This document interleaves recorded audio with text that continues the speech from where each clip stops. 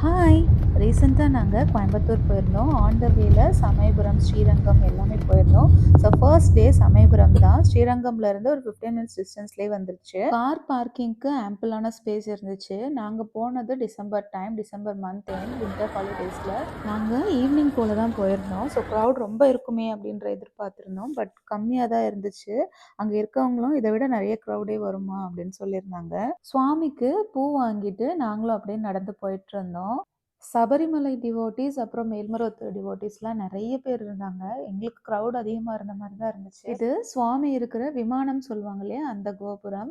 So இத முடிச்சுட்டு வெளிய வந்து பார்த்தா, இவ்ளோ ஜைஜான்டிக்கான பெயிண்டிங் அப்படியே ரொம்ப அழகா இருந்துச்சு சீலிங்ல. பிரசாதமா விபூதியும், எலுமிச்சை பழமும் எனக்கு குடுத்துருந்தாங்க. அப்படியே அங்கேயும் பிரசாத கவுண்டர் இருந்துச்சு. இந்த புக் ஸ்டால்ல குங்குமமும் சேல் பண்ணுவாங்க. ஸோ குங்குமம் வாங்கிட்டு நாங்களும் அப்படியே பிரசாதம் வாங்கிட்டு கிளம்பிட்டோம். ஆக்சுவலா நாங்க உள்ள போகும்போது க்ரவுட் கம்மியா தான் இருந்தது. பட் வெளியில ரிட்டர்ன் வரும்போது ரொம்பவே க்ரவுட் ஜாஸ்தியாயிடுச்சு. அரவுண்ட் 7:00 நிலா வெளிச்சத்துல கோபுரம் ரொம்பவே எனக்கு அழகா தெரிஞ்சுச்சு. நான் ஃபர்ஸ்ட் டைம் விசிட் பண்றேன். நீங்களும் டைம் கிடைச்சா விசிட் பண்ணி பாருங்க. Thank you.